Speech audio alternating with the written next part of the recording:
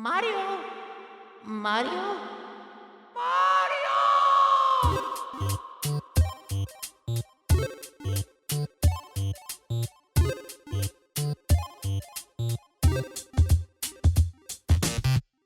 Paisanos, welcome to Starter Quest, a podcast looking at classic video games through the eyes of a little bambino. Episode number 15, we spend the night in Luigi's Mansion. Can we pronounce it like that for the whole podcast? God, no. I am your host, a man who is very happy to give this episode the proper intro that our first episode deserved, Alessandro Corolla, alongside my ghoulish girlfriend and the superstar power-up to this podcast, Jen Hughes. Hey everyone! How are you doing today? Yeah, doing quite well. How about you? I'm feeling quite frightful. We are in the spooky season after all. Feeling a bit spooky? Feeling a bit spooky? Kinda, yeah. This is September. Yeah, and by our current track record of releases, we're probably not going to be dropping this one till November. So instead, let's go. Happy birthday to the podcast. Happy birthday to the podcast. And also, judging by our recording schedule, this might also be our Christmas and New Year's episode. So, if we don't have another episode out this year, Merry Christmas and a Happy New Year. Yes, and happy Valentine's Day, just to be on the safe side. Yeah. What have you been playing recently? You bought me Pokemon Scarlet for my birthday. Yes, it was your birthday recently. Yes. And because I am a selfish rat, I also got myself a rental copy of Violet. Don't be so hard on yourself. Pokemon games release in twos for a reason. Yeah, I know, and it was so we could both complete the Pokedex. And admittedly, this game has a great multiplayer function where you can go through the entire game on the same world. Yeah, being able to play the same story at the same time is really cool. Kind of what Pokemon has been leading up to be honest. Yeah, I would wish it was a bit more co-op. I've not seen any double battles so far, which is a real shame. Yeah. I guess they didn't have time to put all that in constructing Pokemon Hogwarts. Mm-hmm. 2 Pokemon Hogwartses. Yes, that exist in different realities. Yes. I mean, for all intents and purposes, playing this game, you were my boyfriend who went to a different school. Yeah, but it's like a different school that's in the exact same position as my school, but in alternate realities. Yeah, you wouldn't know my boyfriend. He lives in a parallel universe. What about you? What have you been playing? Apart from Pokemon Violet. Apart from Violet, I have been playing Neon White, which is an incredible game. Yeah. It's this first-person shooter platforming game. If you ever played Mirror's Edge and felt like you want to dial down the realism and dial up the fun level, this is the game for you. Yeah, I mean, I've seen bits of gameplay of Mirror's Edge. I think it's a console game that people really like speedrunning because it's just parkour, but dialed up to 11. Yeah, and this game dials it up to 12. It's great fun. And also there's a whole story about they're in the afterlife and everyone has to fight to get into heaven. Yeah, it's this whole tournament where only one's going to be getting into heaven. It's just like Cats. Cats the musical. Oh god, it so is. Yeah, like, I would have liked it if one of them had broken into the Gumby Cat song, but sadly not to be. I don't think Andrew Lloyd Webber would have given clearance for that. Oh, I'd want nothing more than for this game to finish with Neon White ascending into heaven to memories. Anyway, who needs to talk about ascending into heaven where we can spend the night in the mansion from hell, albeit the soft play kiddie version of hell, Yeah. with Luigi's Mansion. I'm going to start you off with a bit of a difficult question. What type of game is this? I'm going to guess it's either a platformer or a beat 'em up, or bust 'em up in this case. Bust them up. Yeah, like Ghostbusters. Because as Luigi, you go about vacuuming someone's house. Yeah, there's definitely a Ghostbusters element to this game. Sadly, bust them ups aren't a genre. No, but neither are Law Ups, and we still use that for the Phoenix Wright episode. No, I have a hard time categorizing this game. Oh, good, it's not just me then. See, I would have called it survival horror. Right. It's a horror game. It's a very childish horror game, but a horror game nonetheless. There is spooky lighting. There are ghosts. There are ghosts. There are weird mushroom people. There are kind of jump scares. Yeah. But I think the lack of any survival elements, the walls are pissing health items in this game. Right, okay, that's good to know. I think it doesn't quite meet the genre entirely. So the genre that's on Wikipedia is an action adventure, which is a genre that I hate to explain. Right, okay. It's because it's just so nebulous and encompasses just about everything. 100%, yeah. The idea being it has the adventure elements of it being about puzzle solving or skill use or trying to work out the right items to get through doors, mixed with an action setting where you're doing something quite active as your primary gameplay loop.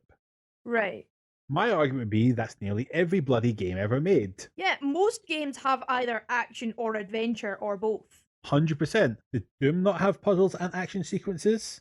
Did Final Fantasy, were we not doing quite action things or solving puzzles? Goat Simulator. It's a goat adventure. It's a genre that I hate because every time I hear the name action adventure, what I hear in my head is, fuck it, call it this. Yes.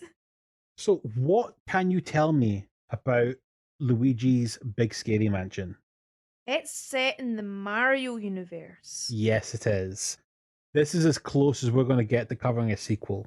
Yeah. I've never quite explained this on the podcast, but basically we have an unwritten rule that I don't want to cover sequels to games we've covered. Yeah. My idea being that this is a starter quest and you can't start the same quest twice. Yeah, I mean, some games are the same game twice, but not all of them. Like Mario 64 looks very different to Super Mario Bros. 3. Absolutely, and I could easily make that argument for a lot of games that we cover. I could genuinely tell the history of all of platforming using just the Mario franchise. Mhm. Whereas I can also tell that exact same story talking about Mario for the first generation, goes into Sonic, then goes into Crash Bandicoot, that goes into Banjo-Kazooie, then on to Jak and Daxter, Little Big Planet.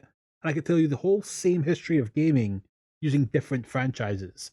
I would rather do that than just always just rely on Mario to tell that story.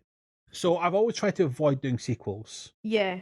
This is about as close as I'll come to breaking that rule, because when we did the Mario episode, we never talked much about Luigi. Yeah, because he was, like, existed, sure, but the story was all about Mario. Mm-hmm. It was Mario that saved the princess, and maybe Luigi might have helped too.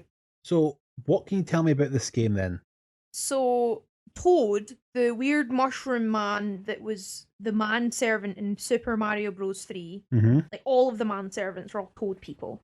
This Toad person is trapped in a spooky haunted mansion, which is owned by a king boo. So the boos in Super Mario Bros. 3 and all of the Super Mario games are like ghosts. But this one's different because he's big and he's got a big fucking crown on his head. Mm-hmm. You just put a crown on your head and take a mansion and you're royalty, that's it. I want to know how his kingdom overlaps with the Mushroom Kingdom and the Kingdom of Bowser. Yeah, I wonder, what wars he's been involved in. That's the lore we don't talk about. The other War of the Five Kings. Sorry. So you think that we're here to save Toad? Yeah, I know in a later game we're there to save, like, multiple different Mario characters, but I don't know which ones. Okay. Then I'm going to ask you this question. Why is it up to Luigi to save them? Because Mario's gone on holiday or something. Right. Okay. It's a bit like how in the Suicide Squad, none of the superheroes are there who could actually save the planet from the evil god person, but they're all in Shagaloof or something for all we know. So it's up to a bunch of bloody ex-convicts plucked straight out of jail to save the world from a world-ending supernatural menace. So Luigi in this context is the Black Ops Mario brother then. He's the one that the Mushroom Kingdom sends out to deal with things under the table. Yeah. It can't be traced back to the princess. It has to be done off the books. Luigi's just there, just strangling Jeffrey Epstein in his jail cell.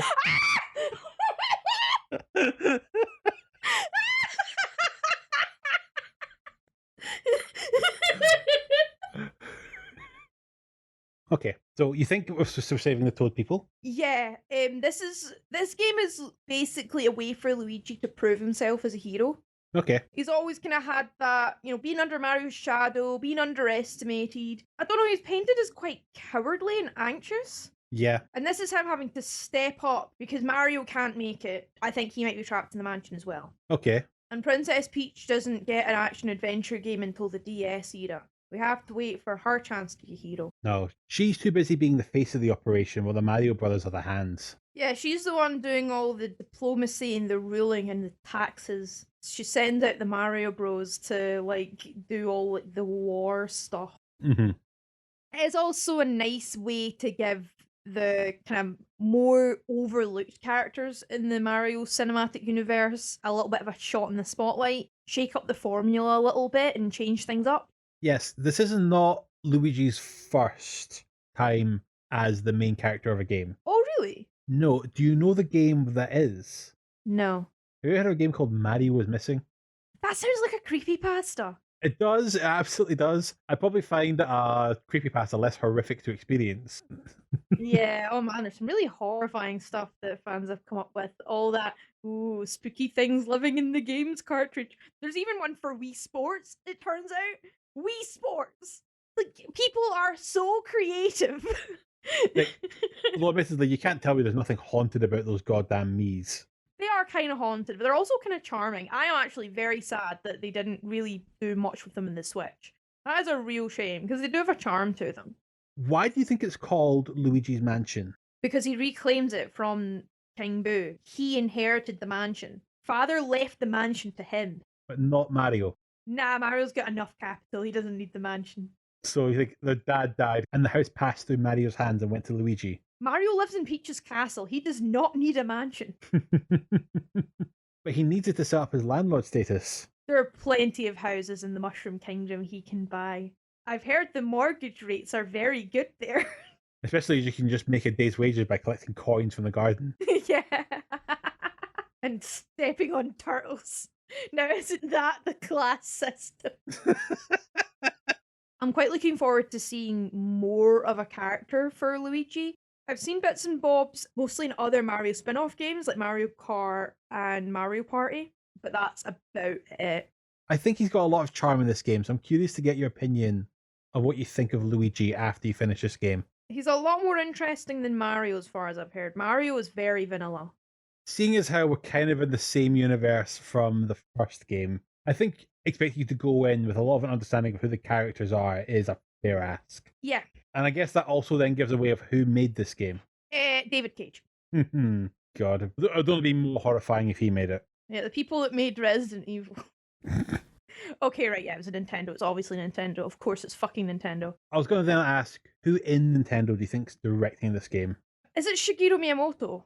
Bit high up. He's the producer. Right. He usually produces most things involving the Mario brothers. Yeah. But there is someone below him, see if you know the name.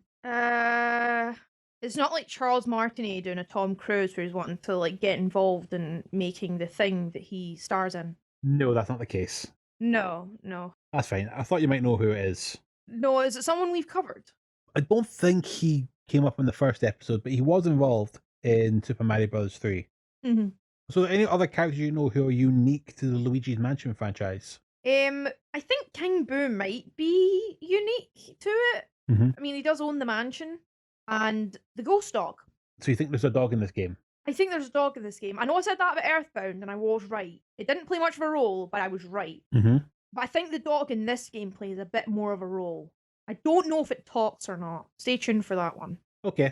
Anything else? Do you know who Luigi's sidekick is in this game? I think it's the dog. I don't know. It's Toad the sidekick, because there's 500 Toads. They all look the same. Sidekick, not psychic. So yeah, the sidekick. I'm assuming there's a Toad involved. Mm-hmm. I don't know, because there are multiple of them. It's not like there's one in particular that kind of does everything, but there are multiple Toad people, mushroom people, who all look the same. Do you think we're saving this one Toad while all the other Toads are helping us? Maybe. There's maybe one or two. I don't think they would have had quite enough room for all of the Toad people, because there are a lot of them. It's a bit of a weird question to ask now, but you might know this. Do you know the theme associated with this game? Like the musical theme? I don't know whether it's appeared in Mario Party 4. Try and hum it for me if you can. Ba-da-da-da-da-da-da-da. Bling. Ba-da-da-da-da-da-da. Bling. I don't know. Hmm. It's not it. Wait, wasn't that one in Super Mario Brothers 3? Yeah, they reuse like musical ideas and themes. Yeah. Okay, okay. I thought you might know that one. So what are you expecting from this game then? I'm expecting it to be a lot more accessible than Super Mario Bros. Mhm. Just because platforming has changed from the NES days to the GameCube. Hopefully, there'll be a tutorial. Fingers crossed. That's probably fair to expect this to be a challenge. I don't think it's that hard. But then you also said that Super Mario Bros. 3 wasn't that hard, so maybe it is the Dark Souls of the GameCube. Okay, you've pulled me up for that about 3 times now. Every other time I've said that, it hasn't been hard. That's very true. I do like casting it up to you, though, just, every now and then.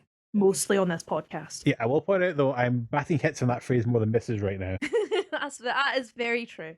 But I think I'm going to have fun with it. I don't know what kind of fun it will be. If it's going to be, like, whimsical and cute, like Mario Party 4, or if it's going to be satisfying gameplay, like Doom.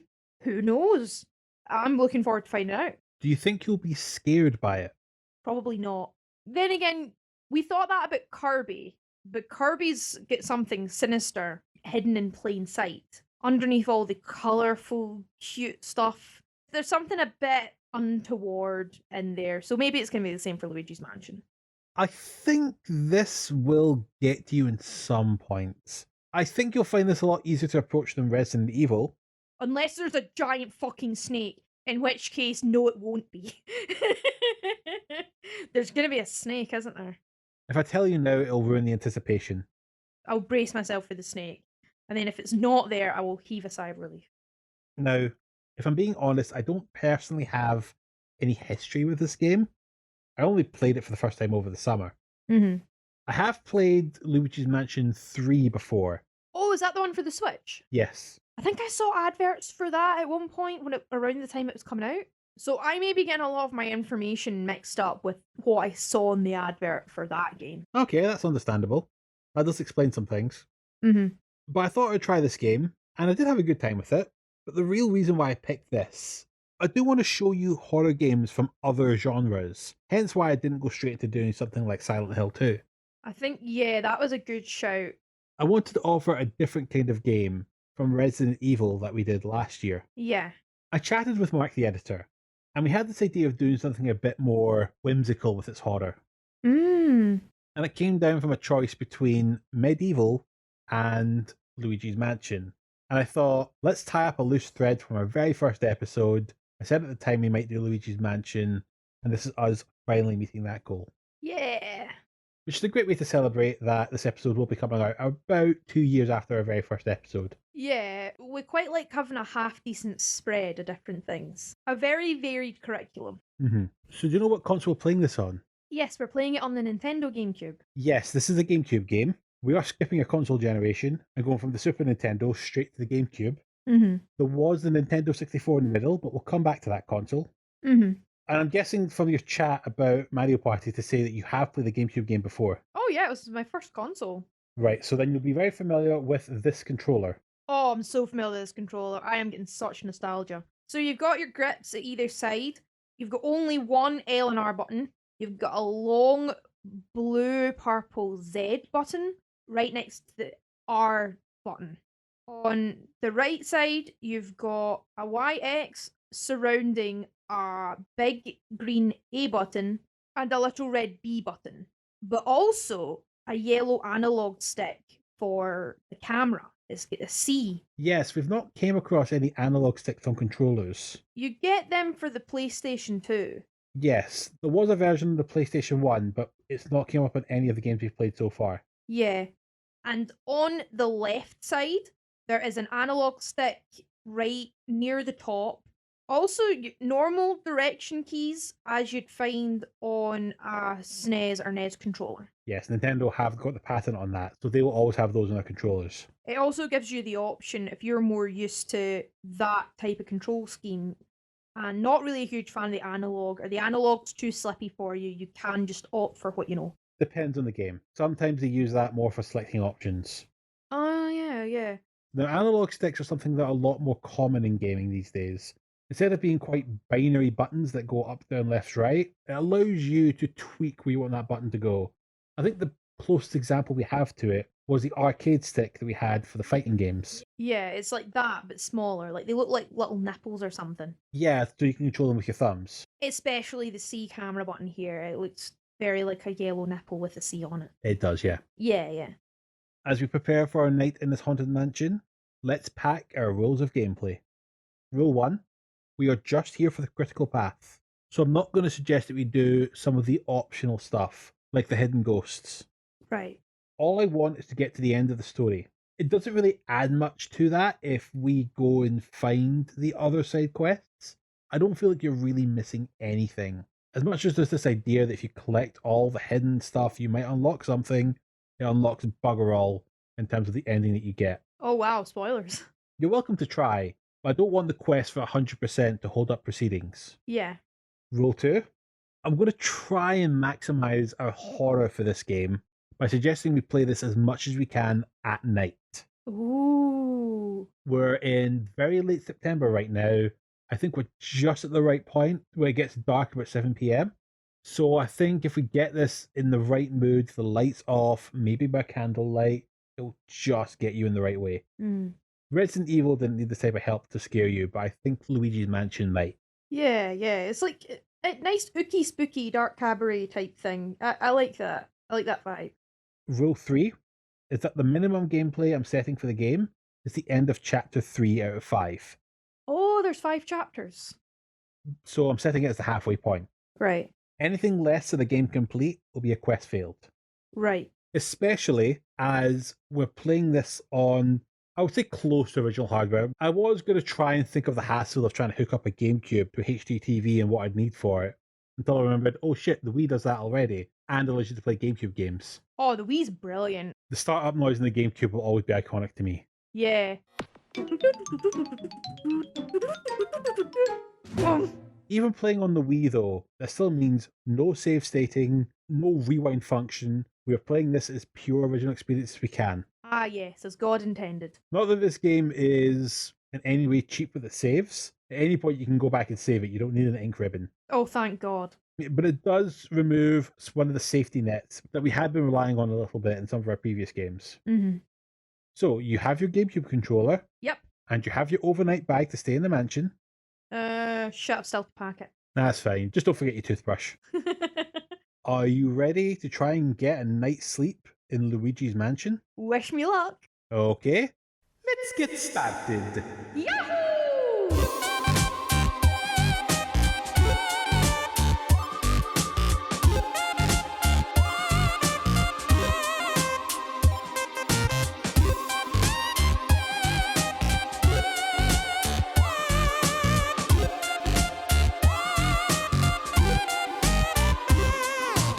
Welcome back. Hey. What are your immediate thoughts on the game? It is a different kind of horror. How so?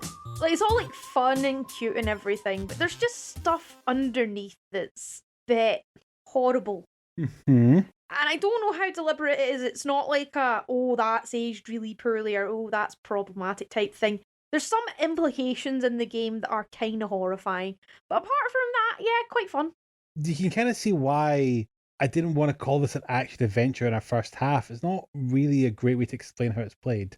Honestly, probably closest thing you could genre it by is survival horror. Yeah, that's what we came to, but Yeah. it's not that survivability. You can pretty much get an endless extreme health if you are willing to explore the mansion. Yeah. Then it does involve exploring the mansion quite a fair bit. You also find a lot of treasure in the mansion. Yes, there's coins, there's notes, there's jewels to be found. Gold bars. Yeah. Pearls. And heart items that can replenish your health. You have a counter in the corner that just gives you the number 100, and if it hits 0, you're dead. Yeah. The treasure that you find doesn't really affect the game all that much, though it does affect the ending a little bit. Yeah, there's nothing to buy in the game. Which I found a bit annoying, actually. Yeah, because this game farts treasure at you at every corner. Yeah. But you can't use it to buy any upgrades to the Hoover or anything like that. I thought there'd be a thing to like power up the Hoover or increase your health. That type of stuff. None of that.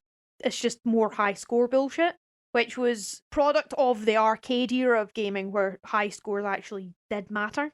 Yeah, sadly, it's a hangover from that. Just be glad we don't have lives in this game.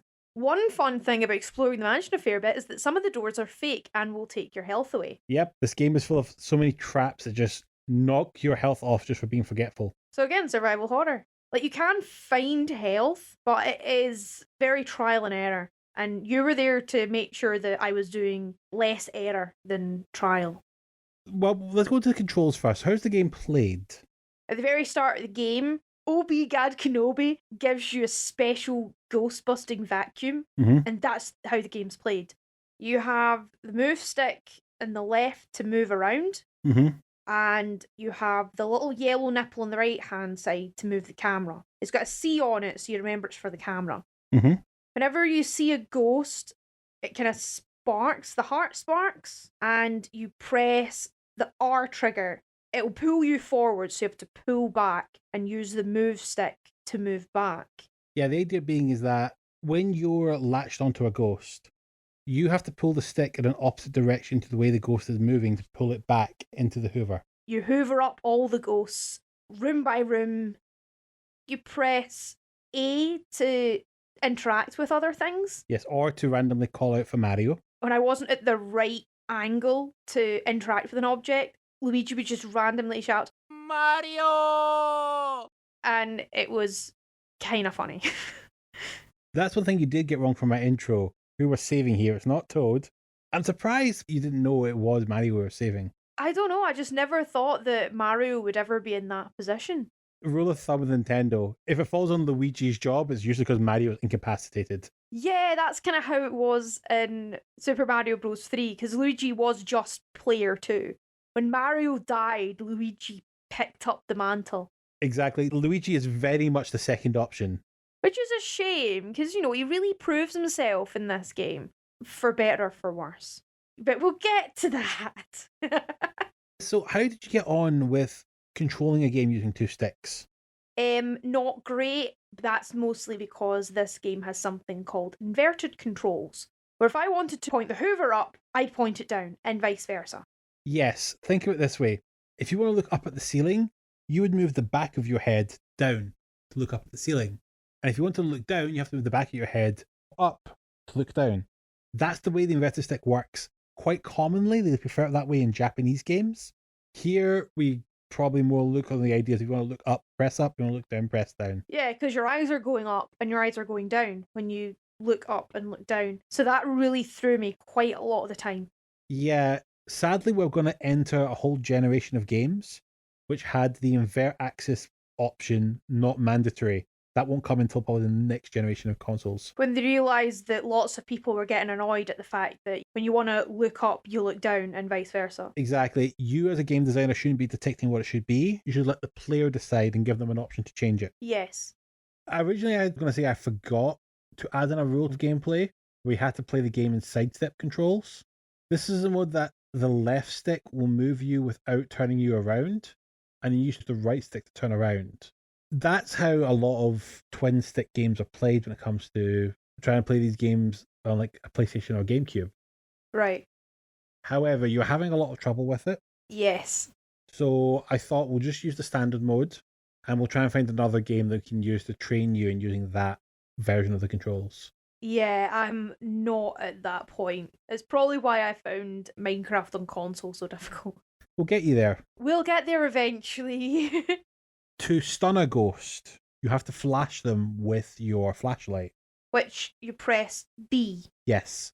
You have to get close to a ghost and then hit them with the light, either by turning your light off by holding B, or by turning to face the ghost. If they're too far away, they'll pretty much disappear straight away. You have to be close to them, so they'll be stunned for a little while for you to then activate the hoover and start sucking them. You also notice that you're going to find this a lot more in games as well. A lot more of the buttons for like controlling the hoover were bound to your shoulders. Mm-hmm. This was an option you started to get more into with game design at this stage, that it's easier to have your fingers on the sticks and control your guns using your index and middle fingers. That actually makes sense. The shape of your finger that you have when you're pressing the trigger buttons is the same as what you would do like pulling a gun. I have had that logic too, yeah. That was one thing I did kind of get with the controls.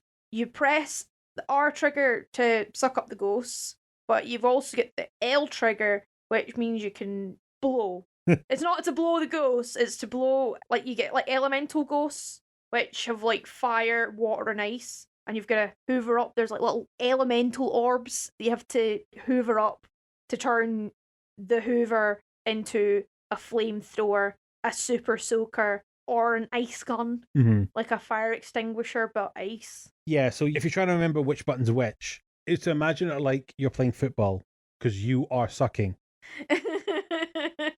Right. Or if to imagine if I, an Italian, was playing football, because we're elbowing. Oh, very good, very good. Right. Let's discuss the history and development of this game. Nintendo are fucked. Right. They've just come out of the last console generation with their very first L in the home console market share. Right. So much they built up with the Super Nintendo and the NES before it had been lost.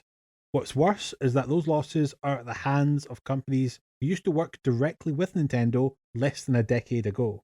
Ah, so is this when a bunch of games companies did the exodus to the PlayStation 1? Not just them, but Sony themselves created their whole console to spite Nintendo, and very much succeeded. Right. It's like the games console equivalent of Carrie Underwood slashing the tires in her boyfriend's car. Did Carrie Underwood end up making 3 times as much as her boyfriend? Probably. That song sold a fortune. Then yes, that's exactly what happened. And we're not talking wishy-washy, oh, technically Sega outsold Nintendo in Europe. No, worldwide, Nintendo 64 sales were nowhere near the level of PlayStation sales. Which is surprising because the Nintendo 64 has got so much love in hindsight. I would have thought it was their most successful console, right? Counterpoint, we've covered 2 PlayStation games so far and 0 N64 games. That's true, but then you have arranged the curriculum in a certain order, which may reflect your biases. Possibly, yes. Though, do note that I said home console market share. Pokemon was still making sure that the handheld market was and always will be firmly in the hands of Nintendo. Yeah. By the turn of the millennium, the time had come for the next generation, and for Nintendo to hang on to that second place spot under the TV. Do note that even by the launch of this console, Sony had already sold 20 million PlayStation 2s. Right. So even in these very early years of the generation, first place would not be an option. Yeah. To this end, Nintendo began Project Dolphin, their next generation 128-bit console, which would later be known as the GameCube. Oh, my first console. With this move to 128-bit consoles, Nintendo needed something from the leading Super Mario brand. After all, one of the saving graces of the Nintendo 64 was Super Mario 64, a very bold step into 3D gaming that made the standard for the generation that other games tried to follow. Mm-hmm. There was a move to make a new 3D Mario platformer, but there was also a drive within Nintendo to make something a little different with the brand. Something that could show off the features of the GameCube, while giving players a new experience. If Mario games are bright, colourful, and exciting, they wanted a game that would be a bit more dark, dusty, and frightening. Yeah, I mean, as dark, dusty, and frightening as Nintendo was willing to go. Yeah. Yeah. Hideki Kono would be directing this one, with Shigeru Miyamoto and Takashi Tezuka serving as producers. We brought up Tezuka and Miyamoto on the Mario episode, so let's focus today on Kono. Right. He came in as an assistant director for Super Mario's 2 and 3. Oh, back in the NES days. Yes, and would get his proper directorial chops being one of the lead designers on Super Mario Kart. Oh, yeah, the original Mario Kart Double Dash. Yes, he would be the man who directed Double Dash. My childhood. He's been a director back then, but now he's more into the producer role for the series. He's always been quite strongly tied to the Mario Kart franchise. Right. Widely considered a very trusted, stable hand. He even helped develop the Nintendo 3DS later in his career. Oh, nice. The 3DS is an objectively very good console. I just had the 3D slider switched right down for the whole time that I've had it. When it came to the GameCube, there would be an emphasis on the lighting engine. and its ability to render shadows based on what's physically on screen at the time. Wow, right. We're getting to the generation where the console itself can generate the shadows from what's been seen.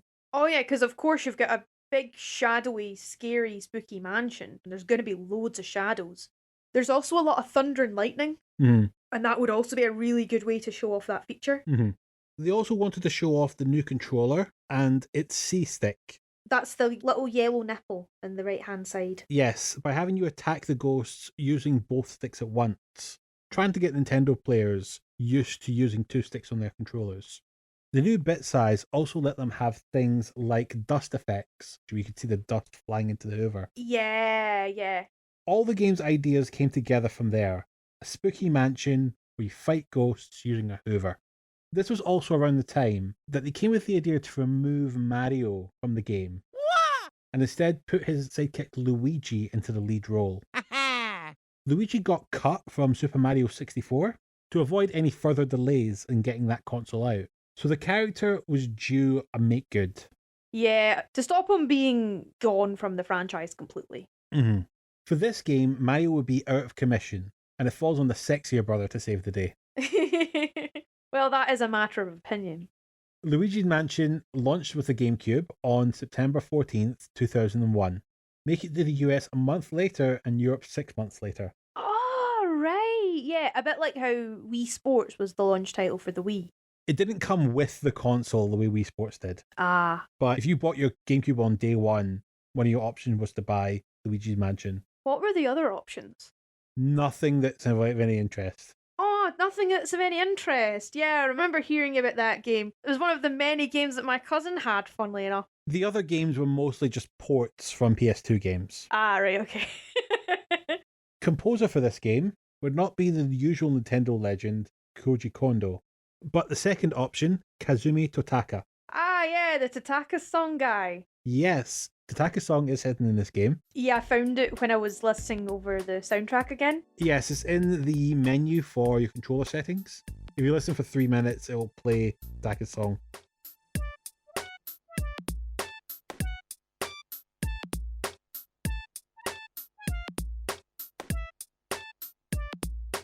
Yeah, that is a proper Easter egg there.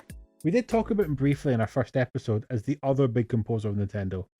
He did a lot of the music for Animal Crossing. Yep, he's done games for the Yoshi Story. He did music for the Game Boy Zelda games. He also did it for Wii Sports. Yes. People were trying to find Tataka's song in the way the tennis racket swings. It was like, no, that's just selective hearing. It's not there. So yes, he did make some memorable music for this game, and I'm very much using music in the singular sense. Yeah, there's a motif that is used a lot in the game. Yes. I think it's called a leitmotif. Yes. This one song that adapts to how you explore the mansion, where the music becomes a lot more intense. Yeah, there's double bass to like get across like big scary ghosts in the big mansion. And it works really well. Also added on the very cuteness of the fact that Luigi himself is trying to hum along with the song. It's cute and charming for the first 2 minutes, and then it gets very grating. It does get very grating.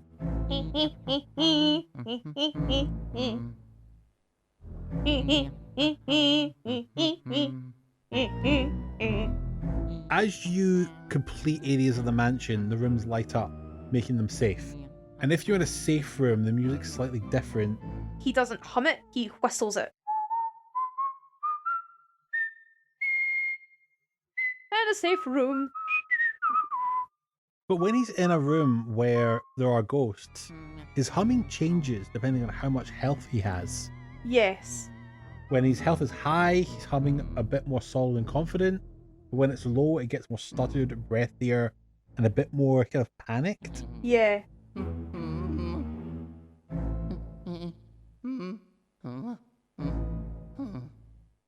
His level of health also changes the way he calls out to his brother. When he's got high health, he says it more like Mario! Though when he's got low health, he sounds a lot more frightened, terrified, and like he's crying out for help. Mario! Yeah. So, I mean, it's not all that same motif, and the songs that do have it, as we've talked about, vary up enough for it to not be as obnoxious. Hmm. Dr. Egad's got his own theme, more hip-hoppy than the rest of the soundtrack. And because the Luigi's Mansion motif is so implanted in your head, it's so easy to forget everything else. Like, the music that plays when you're catching a ghost sounds it's like really atonal and fast, and as if it's being played in reverse to reflect how you're pulling the ghost backwards. It's really anxiety inducing and really adds to the tension of like, oh god, I can end up letting this thing go at any time. And I only really remembered that properly going back and listening over the soundtrack again. Yeah, there's plenty of music in there. I'm unfair to say there's just one song everyone remembers. But there is one song that everyone remembers. Yes, there's definitely more to the game if you go looking for it. Yes. Speaking of Luigi's humming, though, when it comes to sound design, we really need to bring up the voice actor who's been doing the voice of Mario and Luigi since even before Super Mario 64, Charles Martinet. Yeah. 64 was definitely the biggest stage he's had, but there was a few other projects Nintendo made where he would come in and do the voice for Mario. Very cute, very soundbite-ish. Yeah, maybe play something for people who don't know what he sounds like. It's me, Mario. Press start to play. Here we go. He is very much the voice of the brothers and of the Wario brothers. Yeah, Wario and Waluigi. So much so that people were not happy when he wasn't the voice actor for Mario in that Mario movie they did. Yeah, they got Chris Pratt instead. Like, you have the guy there. He's right there. Personally, I don't think Charles Martinet could do a whole movie with that voice. That voice that Charles Martinet does is not a voice, it is a sound effect. Could you imagine Mario giving the hero's monologue in that voice? I would have loved to see that. It would have got so irritating if he's trying to have a whole conversation with it. Still and all, like, Peaches. Peaches was a bit irritating. And they also made the minions. These people are not above being irritating and high-pitched. At least he did give him a cameo in the movie, which is all they could do. Oh, that's good at least. Right, let's go on to the gameplay section.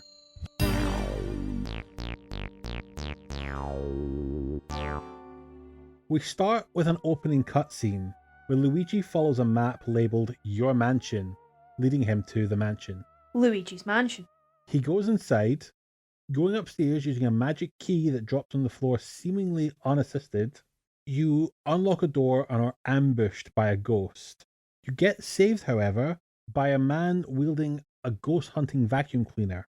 This is Professor E. Gadd and will be your assistant through this house of horror. So he's like a wee old man with a wee buck tooth hanging out his mouth. He's got a lab coat, really big glasses, and like a kind of sticky up pasta thing of hair. And he lives in a wee hut outside the mansion. Yeah, that is his lab, where we get a bit more backstory. Luigi has won this mansion in a contest he didn't even enter. I think it was emailed to him by Nigerian royalty. Yeah. I mean, King Boo. Yeah, pretty much. Which is odd, as according to Professor E. Gadd, this mansion has only appeared a few days ago by some evil force. Can I just say, the evil force has displayed a feat of engineering, managing to get such a beautiful house ready and built for Luigi to be trapped there in such a short space of time.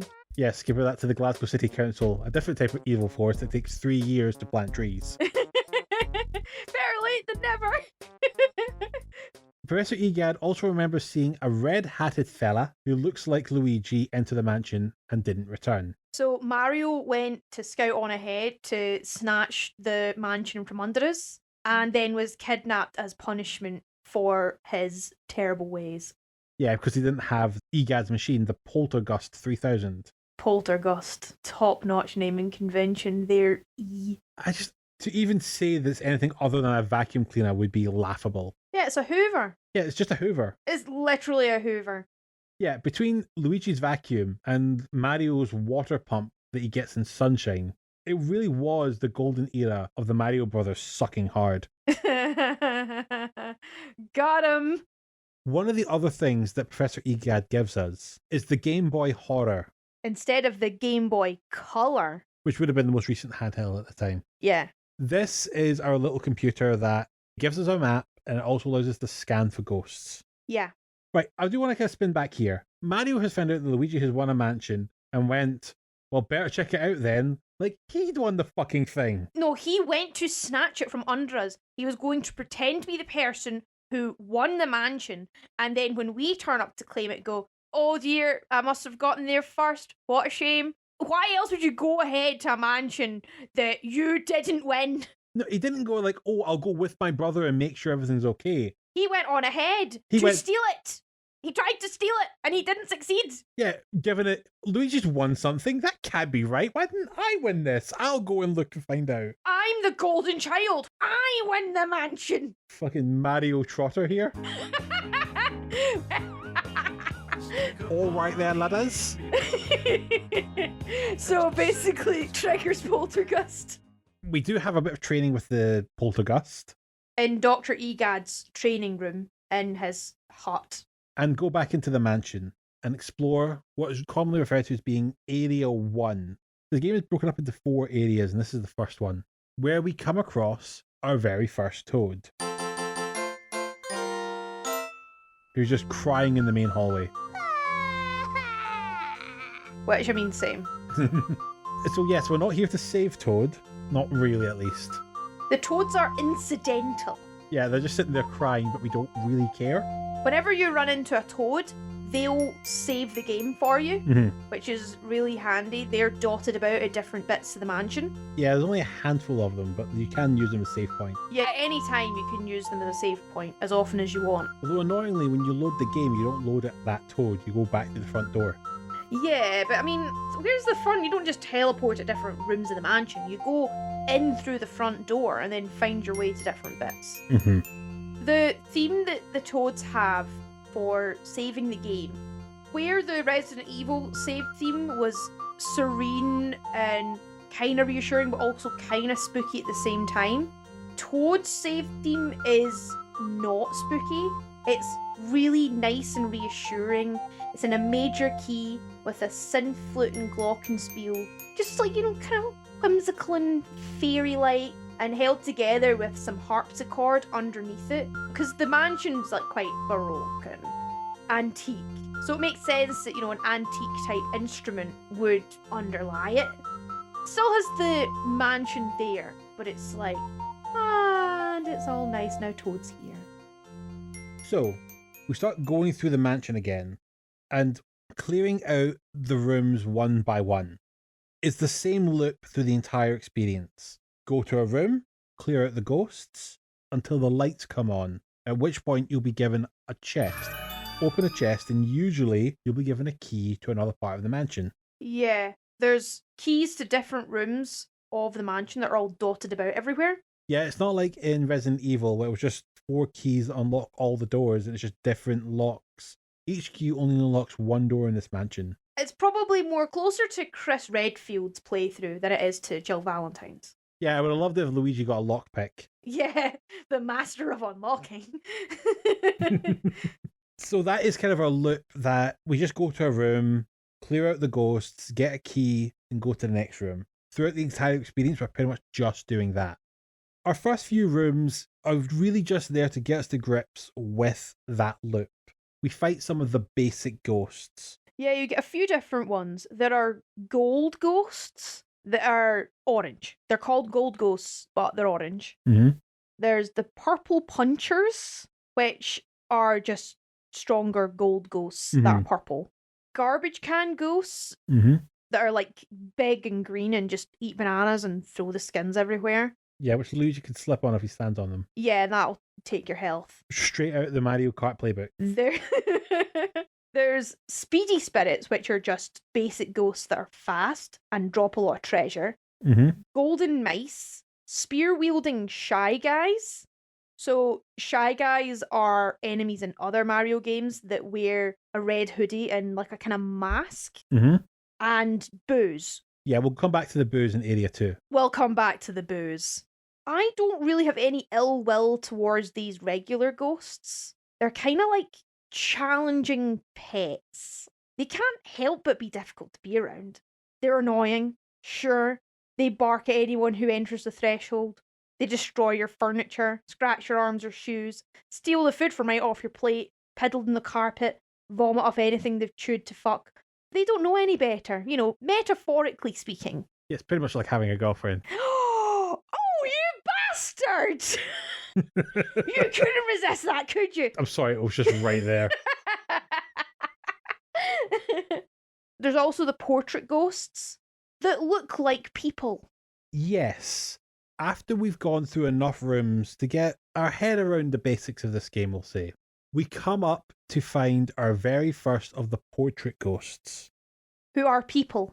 They're all got their own individual design. Mm-hmm. Egad explained to us that his laboratory has a gallery of all these paintings that have all gone missing. And using the poltergust, we can trap the ghosts so you can turn them back into paintings. Yeah. The basic ghosts don't become any paintings, but these portrait ghosts do. Each one is its own bespoke style and has its own trick to being caught. They are people who have their own character. Game designers who want to make characters make them very distinctive and memorable. And these ghosts are very distinctive and memorable. Yes. They've all got names. Like our very first one is called Neville. And each one of them has their own way of how they get stunned. For example, Neville can only be stunned while he's yawning. Mm-hmm. You have to watch the ghost until he yawns and then hit him with a flashlight. So he is minding his own business, smoking a pipe and reading a book and just chilling out. Whenever he yawns, that's when we attack him and suck him up into the Hoover. Yes, when he's not yawning, if we ever turn to face him, he'll just disappear. Yeah. The only way you can ever turn to face him is when he's yawning. And then compare that to Lydia, the second ghost in the next room over, which we get a key for after we beat Neville. She can only be distracted by opening the window. So you use the Hoover to pull the curtain open. That lets in a gust of air that distracts her. And while she's distracted by the gust of air, you can hit her with a flashlight. Yeah, she's just minding her own business, doing her hair. They're mostly just minding their own business until Luigi comes in and ruins their day. Yes. And then the last one is their baby, Chauncey. which is a great name for a child. They're smart. It's a literary reference. He at first needs to be woken up by the sound of the rocking horse. But once you do that, only pisses him off and he starts coming for Luigi. No, doesn't he ask to play? Yeah, but every time you touch him, you get hit. Yeah. So his idea of playing is just punching you in the crotch. But then there are kids who are like that. They're just violent. I can't help but think that Chauncey was a little brat in life and his parents were too soft on him, which is why he's became the way he's been. You say in life, I need to point out here, while he is a portrait ghost, he isn't a dead person. The wiki keeps talking about them like they're dead people. It's so confusing. Someone is painting ghosts and the ghosts in the painting have came to life. That is this game's workaround of, we're not really hunting ghosts. They're not really people.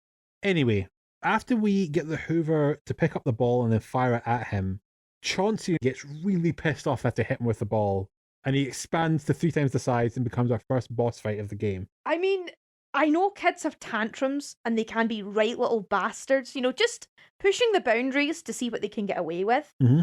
But I don't know if being shrunk down to the size of a small insect and the baby is throwing meteor-sized bouncy balls at you is like a metaphor for something.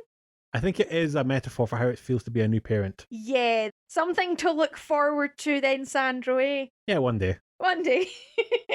Yes, you need to avoid his toy-based attacks, where he fires his rocking horses or lobs bouncy balls at you. Once again, you pick up one of the balls using your Hoover, face him, let go, and it fires off, hits him in the face. Yes. Every time you do that, he then becomes stunned, at which point you can get your Hoover out and try and suck him up until you entirely suck up the baby. Yes. Once you've defeated him, Professor Egad summons us back to empty the poltergust. We convert all the ghosts we've sucked up so far into paintings. Each ghost goes through this rather horrifying machine. Weird chocolate factory-esque machine. Yeah, where like spins, smashes, zaps, sprays, and then generally bashes them into a painting shape. I'm pretty sure it's a similar process to how humans get turned into Cybermen.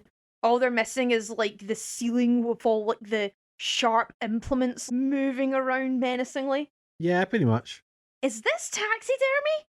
Kinda. And you know how there was the taxidermy room in Resident Evil? Yeah. Yeah. Yeah. Uh-huh.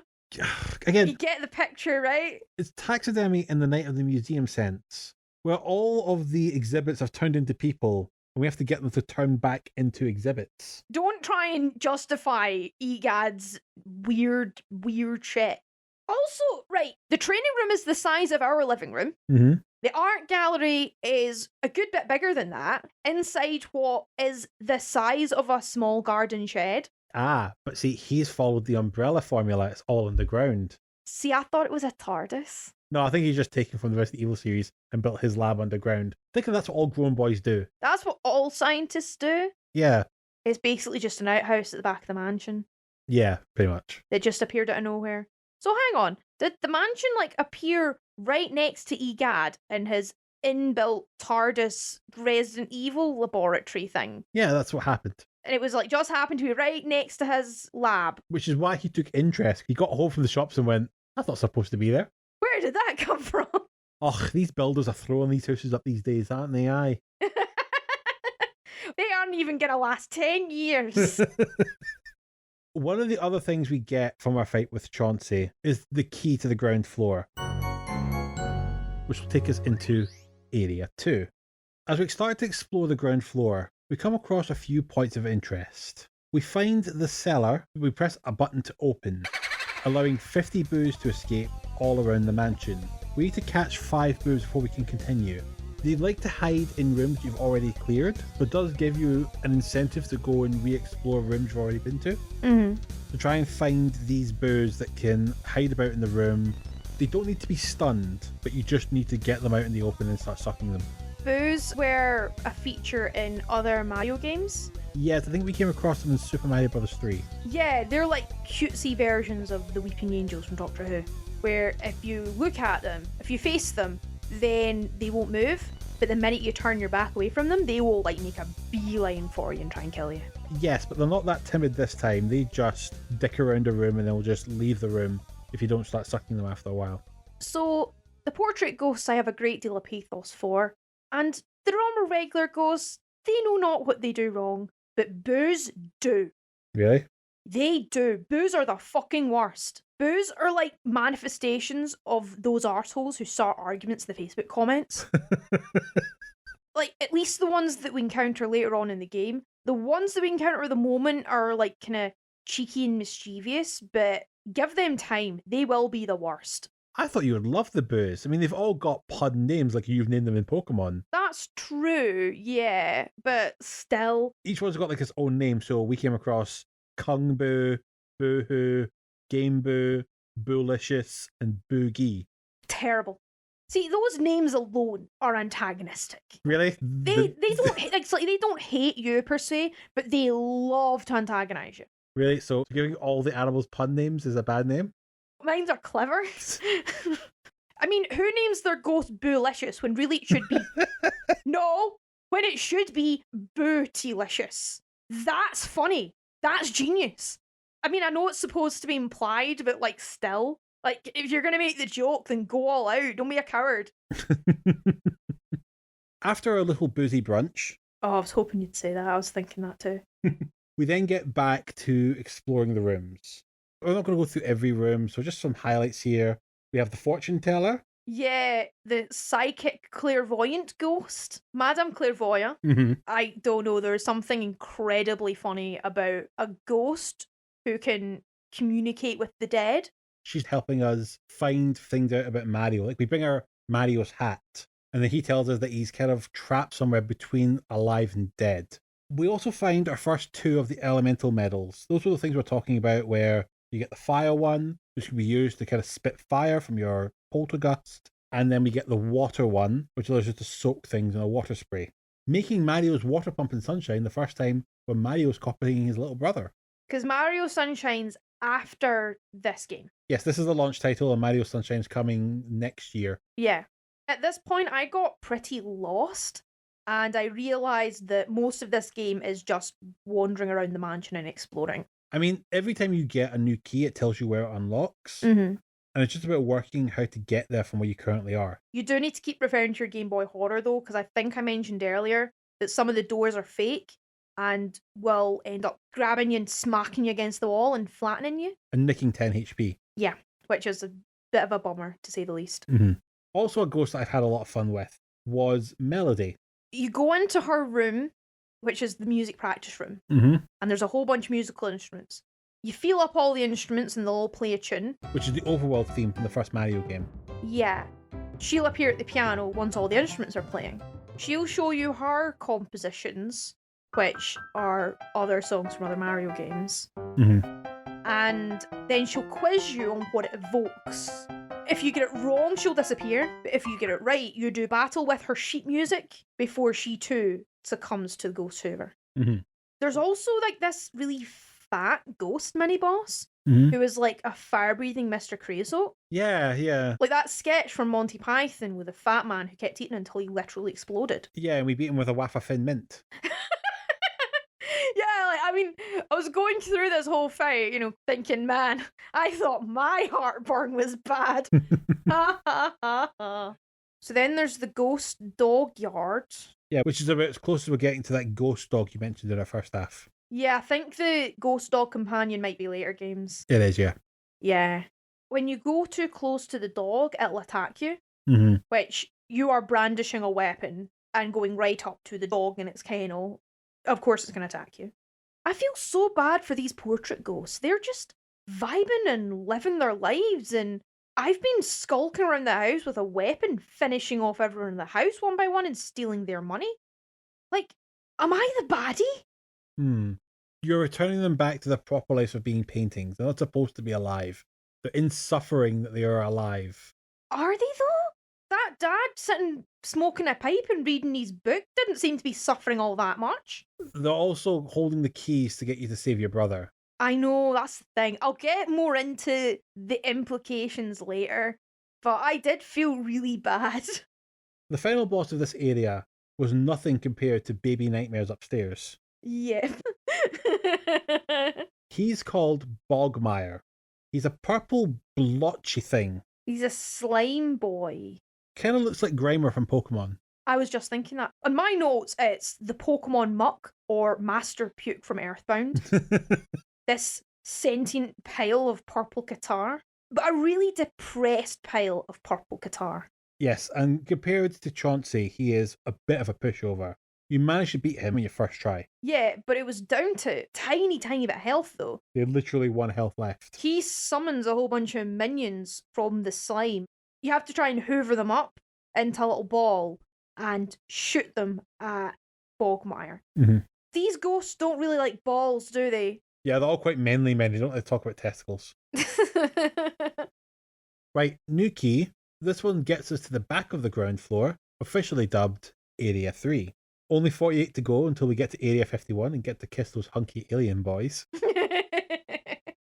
We go to the back courtroom and down a well and find a secret passage which allows us to peek into the basement throne room, where on the back wall we see a portrait of Mario.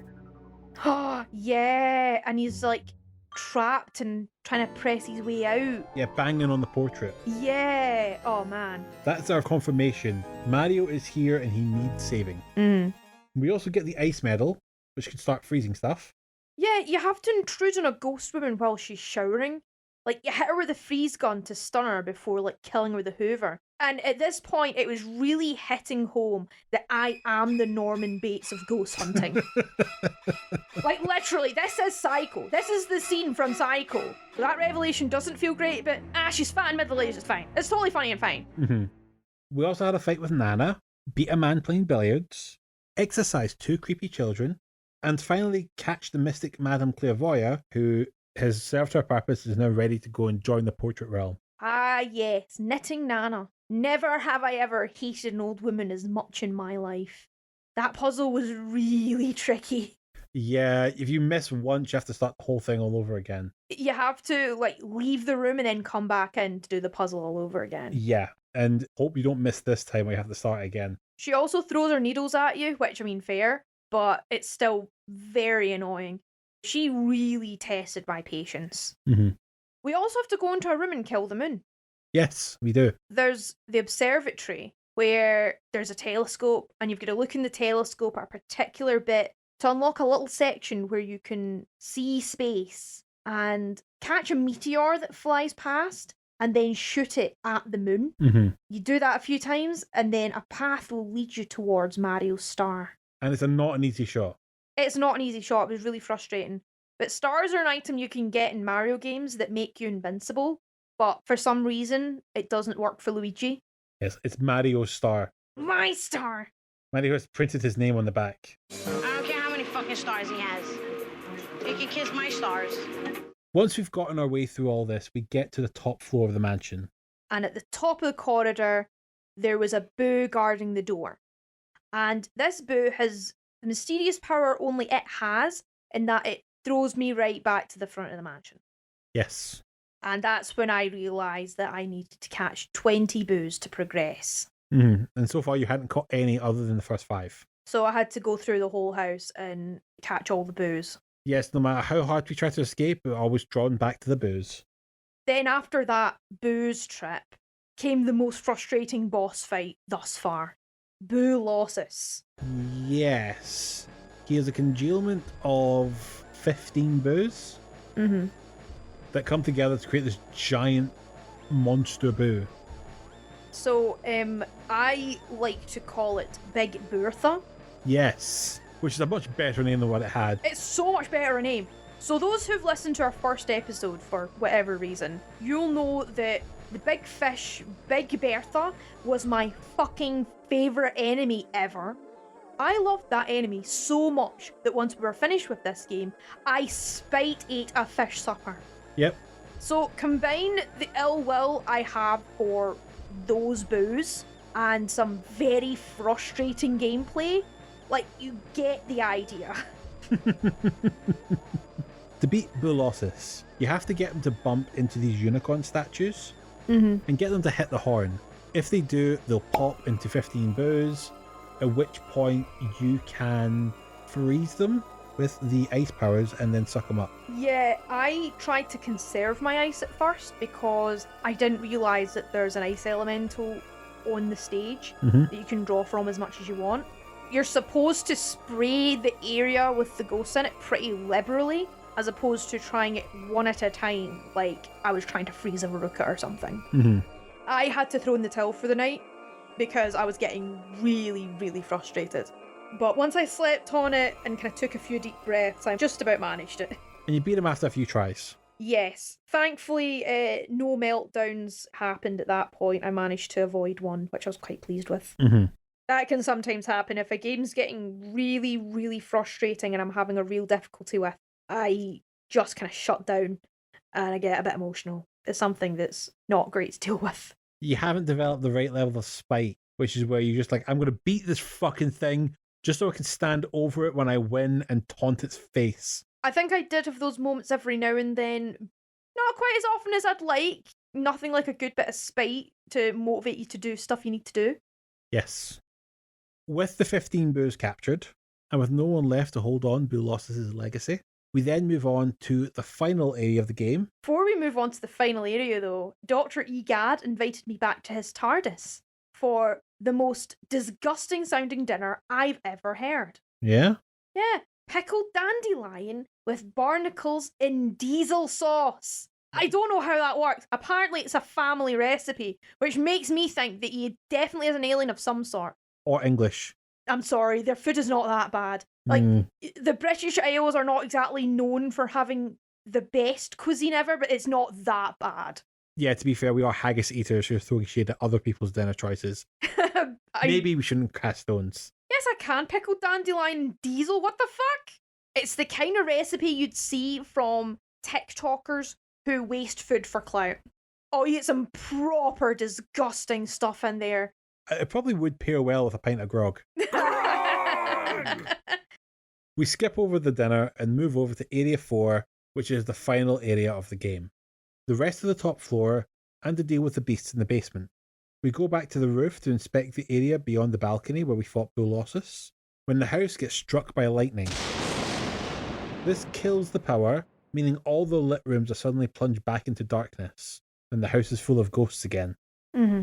There's a ghost you need to find with a key to the generator room in the basement, where you can flip the fuse to get the lights working again. This then allows you to search the rest of the house. Then there were some clockwork toy soldier ghosts Mm-hmm. who were guarding a lift to the roof. Yeah, that's a weird painting, but it was for the only time in the game we had to fight 3 portrait ghosts at once. Yeah, that was a bit tricky, but I did manage it. And on the roof, there were a horde of spear-wielding Shy Guy ghosts. When I say horde, I mean horde. There were so many of them, and there's a little fire elemental right above your head, pretty much. So you are encouraged to use the flamethrower against all these Shy Guys. And there is something a bit much about killing something with a flamethrower. But that encounter gave us away into the sealed off treasure room, so I mean, I suppose it's just fine. Yes, because we got all that money that we definitely need. We definitely need all of that money. Every last penny. One room that I found really quite disturbing was that there was a little girl ghost who was sleeping or something, and she was talking in her sleep. And her last line of dialogue was something like, "I promise I won't wet the bed this time." Yes, to trigger... I was going to say to trigger her, but yeah, that's what we are doing, we are triggering the ghosts. Yeah. To trigger her, you have to use the water elemental to soak the bed, at which point you can then stun her and catch her. I found that really heartbreaking and really jarring in a game that's supposed to be lighthearted and funny. If you're a kid who used to wet the bed a lot, I can understand how that may be a bit sore.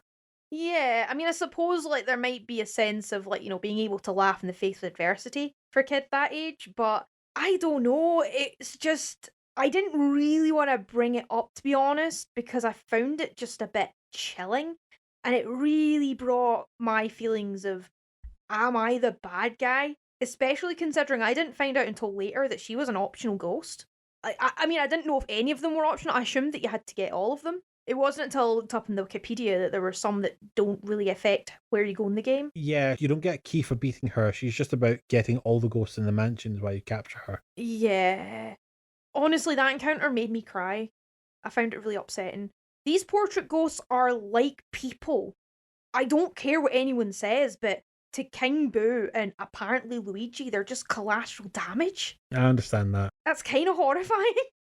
When we're done exploring most of the basement and the roof, the last portrait ghost we catch is Vincent Van Gogh, a ghost who has been making the paintings of the regular ghost we fought all through the adventure. Yeah, his room was a marathon fight against 3 regular ghosts of each type who come out of the paintings in the room. Mm-hmm. I was really happy that these ghosts dropped health afterwards. I wouldn't have managed it otherwise. It is a fun fight. It's a big marathon fight, but it's fun. Yeah. After I defeated all his creations and the canvases were blank, he was so paralysed with grief that I could just capture him like any of the other portrait ghosts. Yes, and that's supposed to be now why you're not going to find any more basic ghosts in the mansion. Yeah. The joke in his wiki is that in his 30 years of painting, he could never sell a single painting. Oh my god, did that hit home. There's something really heartbreaking that this portrait ghost, Vincent Van Gogh, won't ever have that. Even though in Universe's portraits are actually hyper-realistic and have a very distinct style and colour palette, I can relate far too much to this fucking ghost. Really fucking projecting here. But what's really confusing is you say that, oh, they're just sentient portraits that have come to life, but the portrait ghost wikis talk about them like they are ghosts of actual dead people. Like, your explanation does sound like you're telling a kid the gerbil is sleeping when it's actually dead. That's what this game is trying to do, though. It is designed for children. So yeah, you are telling them that the gerbil's just sleeping. Mm-hmm. You're supposed to be, haha, silly ghosts. Let's not have any implication of what these ghosts are actually people that used to be alive. They want them just to be silly ghosts. They had their own wants and desires and sentience, and here I am, the ghost-busting Michael Myers, going through murdering them one by one. The ghosts are turned back into paintings and made non-sentient and dead when they had a chance at life. Luigi's forced into this role because King Boo kidnapped his brother. When you look at King Boo in this light, that's properly evil.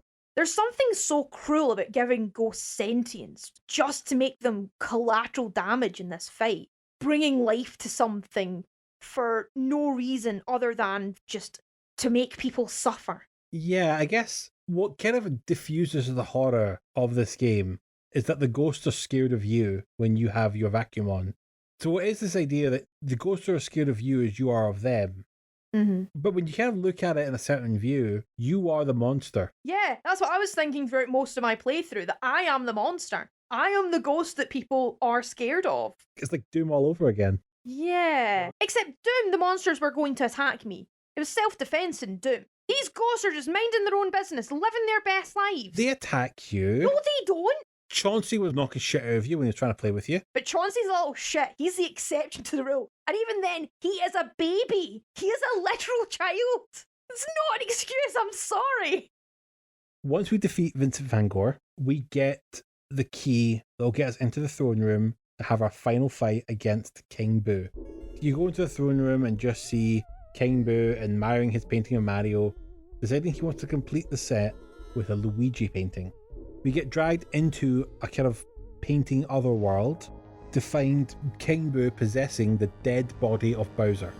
Yeah, King Boo is wearing a Bowser skin suit. Yeah, so like Bowser is attacking you, but every time you can do damage to Bowser, his head falls off and King Boo gets knocked out. Yeah, kind of like King Boo just like hovers about for a bit, so you have to like make the most of his time out of the head to suck him off as much as possible, while the Bowser head blows ice at you. Yes, this is not an easy fight. It's really not. Bowser basically throws these spiked balls at you, and then you need to kind of pick one up and fire back in his face. Like, they are bombs though, so they will explode if you hold on to them too long. That's how you stun Bowser enough for King Boo to then be catchable. Yeah. He's got 500 HP, so it takes quite a few cycles of hitting Bowser to finish him off. Yeah, if it weren't for you cheering me on, I would have been at this hundreds of times. But it's the kind of boss fight that I like on this podcast. Right. It took you a good number of tries. With each attempt, you learned some of his patterns and made some of your own. You learned when it was a good attempt to fight. You picked up the controls to get it to fire back. But then you did have to point out some of it because I was just getting too stuck in my own head. Exactly, but I kept cheering you on. But I always kept reminding you that, last time you only hit him once. This time you hit him twice. Next time you hit him 3 times. And more, you started picking up the pattern. I started advising you when's the time to go for it and when's the time just to bail out of this attempt and try and get the next time he's attacking. I helped kind of keep you right, but for the most part I was just cheering you on. You were learning the pattern. I don't know, I guess the kind of brain that I have is focusing on the fact that I kept dying instead of focusing on like the progress that I've made. I need someone to be able to reorient my brain in the right direction and not be such a low-key egotist. Remember that video games are about failure. Yes. A video game where you never fail is not fun. That's very true. You need to have a failure state. It's what makes the game fun. So that's why when you finally beat Bowser, it felt so goddamn rewarding. Oh, it was so rewarding, yeah. I don't think I screamed, "Fuck you, dinosaur man, I won't do what you tell me," but I did have a good old cheer to myself. I was quite surprised. It took me about 5 attempts, which was a lot less than I thought it was going to be. About as many as it took you to beat Bulossus as well. But I mean, it is worthwhile if you're getting a bit of gamer rage just to put the game down and just sleep on it. Rule for life. If you're getting like angry at something, just take yourself out of the situation. After you finally beat King Boo and Bowser, you take him to EGAD to convert the last of the paintings. Mario looks dead in that painting? Yeah, because his eyes are black. Yeah, it's like, you know how you get those creepypasta edited photographs? There's so many creepypastas that are about haunted game cartridges. Yeah, everyone's trying to copy Ben Drowned. Yeah, and there's one with Mario in it, and it's all like made really dark, and his eyes are all sunken, and he looks dead, and there's blood and everything. Kind of looked like that, which was a bit disturbing. So while we're here converting all the ghosts to paintings, we also task EGAD with trying to turn the painting into a real person again. And he basically runs the machine in reverse. Yeah. You hear Mario crying out every time, like, the masher hits him and, like, the spikes are stabbed into him. He keeps crying out in pain the entire time. Which is really, like, interesting that they didn't include that for any of the portrait ghosts. Yes, just that was conveniently missed out. Just for Mario going backwards. It would sound quite harrowing when the fact it's undercut by the Mario theme. Yeah. It's very strange. Eventually, he gets back to the entrance slot where he gets spat out, looking quite dazed and confused. And Luigi finally has a proper chuckle and a laugh. Yeah. He's found his brother, he feels safe again, and he has beaten the mansion. Yay! So I caught all 22 portrait ghosts and 40 boos. 40 boos is the minimum you need to progress in the game. Yeah, you need 5 more to get into the throne room. Yeah, I was 10 short of all 50. I thought I could go back and get the others, because in a lot of games you get, I've completed the story, but you can go back and do all the side quests and everything. Mm-hmm. You can't do that in Luigi's Mansion. Once you've defeated King Boo, the mansion changes. And at the end of the game, Dr. Egad basically builds you a mansion in the place of where the other one was. Yes, because this is what the gold is for. The more money you have, the better your mansion will be at the end of the game.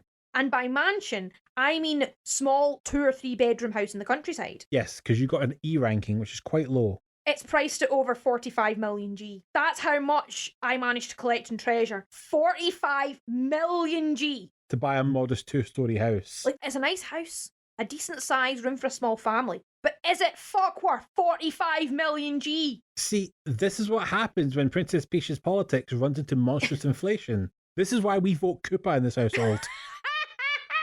That was so terrible, I'm sorry. Wait, hang on. What about the toads?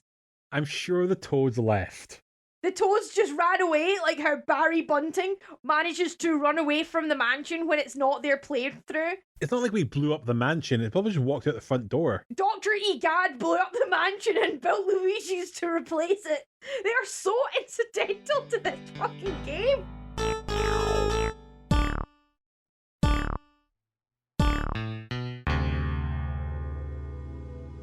Right, let's just quickly talk about the aftermath of this game. It's got quite an interesting place in history. Mm-hmm. This game was by far the biggest release on the GameCube's launch lineup, outselling all the other games, though mostly being the only good one that was an exclusive. Most other gamers would be picking up the GameCube as a secondary console, so games they can't play on the PS2 they already own always got a bit of an edge on the GameCube's market. Mm-hmm. If you look at its top-selling games, it's all Nintendo exclusives for that very reason, with Luigi's Mansion being the 5th best-selling game in the GameCube, selling 333 million copies. That puts it on the list below Zelda Wind Waker and above Metroid Prime, which are some 2 really good stablemates. 2 games I would much rather be covering on this podcast if they weren't shackled to the insistence of 1 game per franchise rule that we're already testing quite hard with this episode. Yeah. Despite these hot exclusives, the fate of the GameCube would sadly only decline. They would end up in 3rd place in the home console war, this time losing market share to Microsoft's new Xbox console, thanks to titles like Halo. Yeah, Halo was an Xbox exclusive, wasn't it? Yes. Yeah. Nintendo would need to find an interesting gimmick for its next console when they eventually moved on to Project Revolution, better known today as the Nintendo Wii. My precious, my beloved. But that's a story for another time. Yes. In terms of the series itself, they've done 2 sequels so far, one in 2013 and one in 2019. So it's a series they seem to like coming back to every now and then. Don't see why we shouldn't expect a Luigi's Mansion 4 one day, but it's something that I'm glad to see still kicks around. Yeah.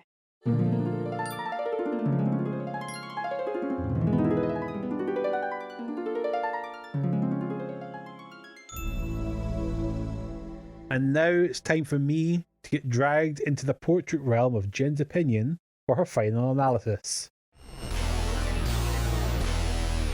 So, about these ghosts, right? Yep. When I and most people think of ghosts, we think that this was something that was once a person, like a human being. Like maybe they've got some unfinished business or looking out for their loved ones or just don't like the people that are living in their house right now. Mm-hmm. The ghosts in Luigi's Mansion apparently aren't dead people. See, you brought this up in our playthrough, and I've done a wee bit of research since then.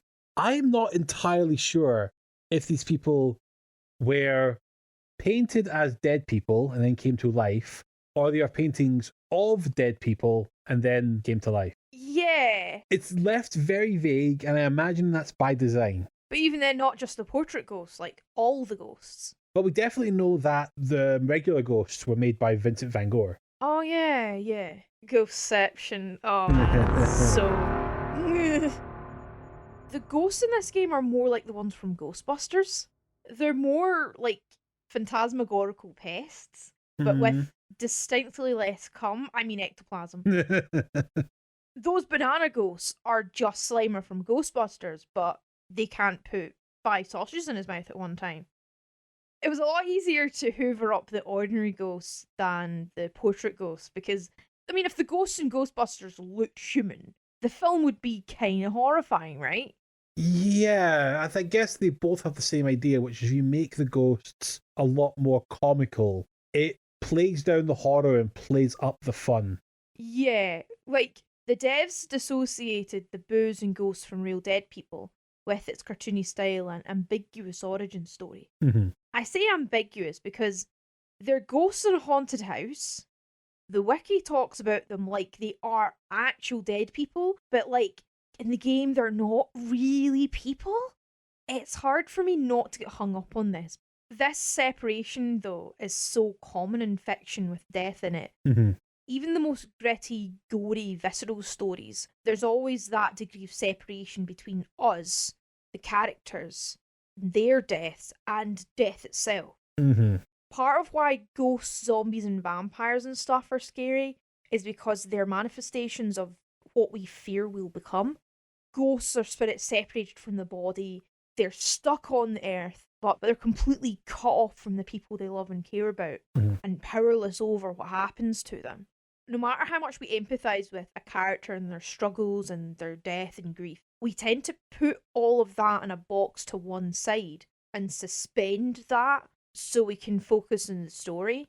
That's even for stories that explicitly explore these things, explicitly have a ghost that's actually a person, or a zombie that was once a person, that sort of thing. Luigi's Mansion doesn't have any of this. It skims across that deep, murky river like a skipping stone that crosses unscathed to the other side. Yeah, it does. But I do feel it suits for not having it. Yeah, it's like, you know how kids' food products might have like the animal or an anthropomorphized character of the food they're going to eat? Or like the Peri Peri chicken takeaway thing that's got the chicken mascot on it. Yeah. Most people going into that restaurant or eating that food are going to think that was the chicken burger that I just ate, which was a living, breathing animal with thoughts and feelings. You don't tell kids where that chicken came from because you want them to eat their protein. You're not going to explain Kevin the carrot's fate to his family after you've eaten him. Yeah, it'd be very weird if the fish finger box had cartoon fish on it. That's why they put Captain Birdseye on it instead. Yeah. And it's about something like that when you're playing Luigi's Mansion, thinking, wow, this ghost busting thing's fun. Busting makes me feel good. Yeah, exactly. The game's not made to look scary because, like, it's not the point of the game. It's spooky enough, but we're not here to be scared to our core or think hard about the meaning of life. Me finding darkness in a light-hearted kids game seems to be a Jen problem. The struggle Luigi has to overcome is freeing Mario from the painting he's trapped in, the painting being this liminal space between life and death. Like a liminal space within a liminal space, with the aesthetics of something dead and ancient. I talk a fair bit about death here, because the existence of ghosts is one of many beliefs about the afterlife. The idea of the soul separating from the body after the body dies and decays, it's a timeless coping mechanism for how abjectly terrifying we find our own mortality. There's loads and loads of people stretching right back to the dawn of humanity that have told stories and made art about this topic. That's why I love the motif of art and paintings throughout the game. Art gives life to things that wouldn't be alive otherwise. It can immortalise people, or at least versions of that person the artist is inspired by. Yeah, I guess we do kind of downplay the art element, but it is something that they want you to think about, hence why we're turning them all back into paintings. Yeah. Art can also make death seem less threatening, or delve deep into that existential dread we all share. Now that I think about it, there is something to be said about the idea of immortalized in art. That's actually a really good point. Yeah. It's like, what kind of existence is being trapped in that painting, though? That whole, like, it's not alive, but it's not dead either. This game is probably the most sympathetic we'll see King Boo's mission, where he's bringing these dead things to life. You see him as a sympathetic figure for doing this. For bringing paintings to life, I can see how that can be seen as a sympathetic act. Right. From here on out, he gets more evil. He gets more evil. Yeah, I think this is probably the softest you'll see King Boo in the franchise. See, that's interesting because I thought that the idea he was bringing these paintings to life as human shields type thing. Mm-hmm. He's made this big puzzle for Luigi to solve. I didn't think that King Boo was doing a good thing by bringing these paintings to life, considering like he probably knows what their fate are and he doesn't really care that No. Luigi's killed all the ghosts in the mansion. No, I don't think he is. I think the only thing that can be seen as kind is giving these portraits life. That's the one thing you can look at that can be seen as kind, even though I don't feel like he was doing it for any altruist reasons. Yeah, he wasn't doing it to help these people discover the joys of life. No. I mean, that whole thing is a discussion that we could go on about for ages, but I will say this. For me, King Boo represents the worst ways to use art. How so? Well, to trap people in paintings like he trapped Mario and tried to trap Luigi. To exploit people like he's used all the ghosts in the mansion as like collateral damage and people under him and cogs in his mind games and plagiarizing more formidable opponents by wearing Bowser as a skin suit. Yes. You know, there is a theory Right. that King Boo is dead Bowser. That when enemies die in the Mushroom Kingdom, they become Boos. But when Bowser dies, he becomes King Boo. Oh, that actually does make sense. Now, I don't entirely think that's what they're going for because this is the giant cartoon world. Bowser has never died. He's clearly coming back every game. But there is just a fan theory that this character of King Boo being Bowser would explain how he could then operate like Bowser's shell of a body. Right. As opposed to it being some sort of mecha Bowser that they've done in other games. So, I mean, I don't really know very much about the Mario games at all, but King Boo and Bowser have existed as separate characters after this game. Yes. So, maybe would have been held a lot more true before other Mario games came out and Bowser appeared in them. I guess between Super Mario 64 and Super Mario Sunshine, we've not canonically seen Bowser alive again. So there is probably a window there that Luigi's Mansion walks through with the idea that Bowser is dead and has became King Boo. That's interesting, actually. It's like a nice conspiracy theory, but no. Exactly, yeah. Yeah. As much as I've softened on the Boos over the course of recording this episode, I still dislike King Boo a lot. Like, the Boos are wee shites in this game, but they're not evil. They're like the snot-nosed brat teenagers that hang around drinking and huffing paint at the corner shops. Okay. They think they're smart, best avoided in most circumstances, but generally easier to tackle individually. And they all give stupid names when authority shows up. Yes! Yeah, they've got like the little stage names that they've got. That is like such a young teenager thing to do. Yeah, that's definitely their Discord handle, boohoo. By putting the notion of ghosts in this comedic light-hearted story, like Luigi's Mansion, it makes light of them. Mm-hmm. There are jump scares and the ambience of the mansion puts you on edge, but it's not distressing or traumatizing. No, I wouldn't say there's anything here that's going to haunt you beyond playing this. Put it this way, if I was to put it on a scare scale, it's between Monster House and Scooby-Doo Zombie Island. Hmm. Oh, Scooby-Doo's a great comparison to be made between that and the Luigi's Mansion franchise. It is actually, yeah. I probably should have done a bit more of that, shouldn't I? Except in this one, you rip off Bowser's head and reveal that it's King Boo underneath. Yeah.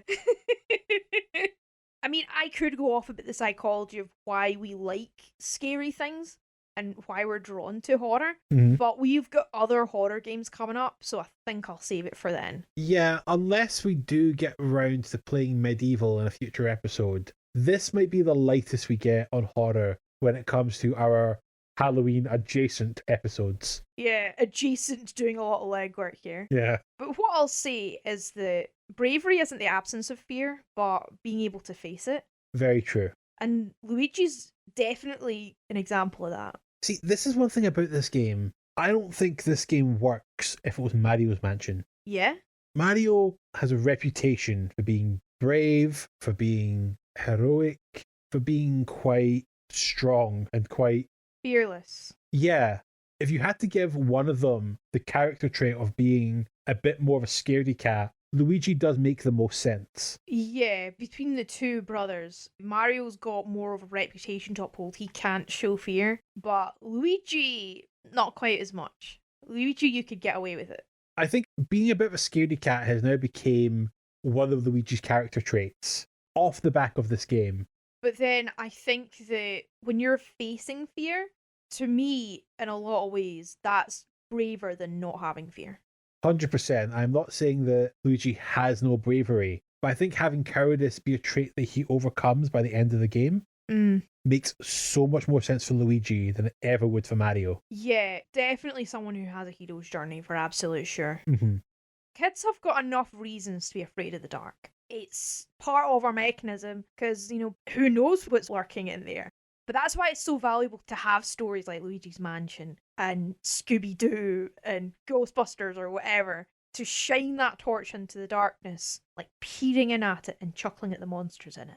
Absolutely, yeah. Look out, Jen. Get the Hoover ready. It's time to suck up the listener submissions. Dust. Nom, nom, nom, nom, nom, nom, nom. We have got a lot in for this one, especially from Reddit, where I posted on r/Luigi's Mansion. The first one I have is from Twitter X, Twix.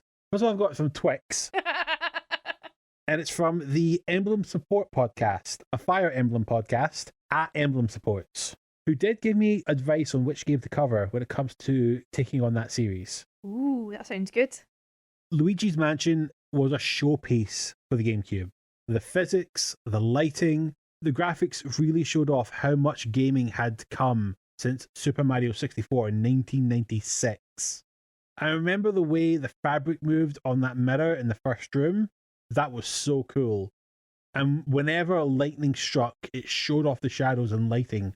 Yeah, absolutely. Yeah, I mean, from what he's saying, it kind of plugged into what I was saying earlier, that this game was kind of a demonstration of what the GameCube could do for people who just bought this on day one. Yeah, it does a really good job of that, absolutely. I worry that some of the bigger technological advances may have been lost on you because you've seen modern games since this, where there's all these things happening in the background, very realistic lighting effects, very realistic mirror effects. I do want to stress that at this time, these were not in gaming. Yeah, it's incredible what I take for granted, having come in from modern gaming. _Mavis_ on Reddit says, even if I prefer the sequel, this is a great game. I played the 3DS version because it didn't have a GameCube, but I had fun with it. Spooky, charming, the portrait goats were great, and it was overly fun. Though the controls were kinda chunky, like I had trouble throwing the ball at Chauncey because it kept falling off when I collided with the table. Yes. Also, the boos were a nightmare. Last part of the game, I was switching between the hall and the studio to catch the final boo with 600 HP. Ugh. Did I encounter that one? No, I think because you stopped with 10 boos still to go, you didn't see some of the ones that have a disgusting amount of HP. Yeah. I can understand that. Probably more boo losso than boo losses. It's just booing. Because it is just a case of like, he's in this room, I'm going to suck him up for 5 HP, and he got out of the room, get in this room, oh, got 20 HP before he went to the next room. Repeat. It's not doing anything to catch you off guard, it's just not sitting still and being a prick. The obnoxious amount of HP didn't make it harder, it just made it more annoying. Still, great story. Thank you so much for writing that in. They did write on a bit more to say how they finished it in a day and it surprised their mum. Very cute story. But I think this is probably a better example to show you how it's not just you who's having trouble with the controls. They have got their flaws to a lot of people. Right, it's quite reassuring because sometimes it's very easy for me to feel like it's me and my problem and nobody else is having these troubles, and generally that seems to apply for a lot of different things in my life. but especially with controls in video games. No, I think it's more universal than you think it is. Yes. JF Nixon from Reddit, in fact, the rest of these are from Reddit. I played the very first Luigi's Mansion as a little bambino. I recall that, despite its goofy nature, it creeped me out a tiny bit. Keep in mind I was a dumb kid. I have played the crap out of it a bunch since then, beat it a million times, and it never failed to put a stupid grin on my face. Even in the saddest moments of my life, I boot it up, and it instantly makes me feel better. You boot it up? Hey, something about the music, the lighting, dusty corridors, the ghost designs, it all just fills me with happiness. Yeah. It is a very nice house. It's a very strange game to have be a comfort game, but I'm not going to in any way. One of my comfort games is Resident Evil, so I am really not to judge others. There was a point in time where you like to unwind from a hard day at work by playing Brutal Doom. Yeah, exactly. I do retract that point, but still, it's very clear that they have just got this comfort from a game. Just a great example to show how you can find comfort in games that you might not expect it from. Yeah. That anonymous dude guy says, I got the game as a gift when I was a child with my GameCube. I played Yoshi's Story, Mario 64, Star Fox 64, so to say that the tone of this game was a shock for me was an understatement. Entering the mansion for the first time was surreal. I was scared, and every time I entered a room, there was a genuine sense of fear in me as I progressed. My mum used to play the game with me, so I wouldn't be so scared, but there was just something about it. The music with its deep bass layer, pounding percussive beats, and the organ that just made a creepy, haunted house feel much more frightening. The game was littered with secret traps and haunting musical stings that made you question what more the mansion could be hiding. Holy hell, it's a dark game for Mario. Yeah, it's interesting to have a survival horror game come from the Mario franchise. He writes on with, the weakest aspect of the game for me was the big bad. I just did not feel King Boo felt nearly as menacing, evil, or just compelling of a foe as the portrait ghost did. Nor did the game need to have any form of a Bowser fight. I guess it was like an afterthought that they had created this great haunted house experience, and they all of a sudden remembered that this is a Mario game, so they just threw Bowser, King Boo, Mario, and like 50 odd Boos for you to fight to remind you. See, it's really interesting that he doesn't find King Boo very menacing, because on the outside, yeah. But actually, you think about like the implications that I have discussed already, I think he's more menacing than Bowser. I get how you've came to where you are with the game, but I do understand that it's kind of like how in Resident Evil, no one talked about the tyrant until like the last 5 minutes. You're not really fighting King Boo in the experience. Yeah. In fact, you barely see much of King Boo before the final fight.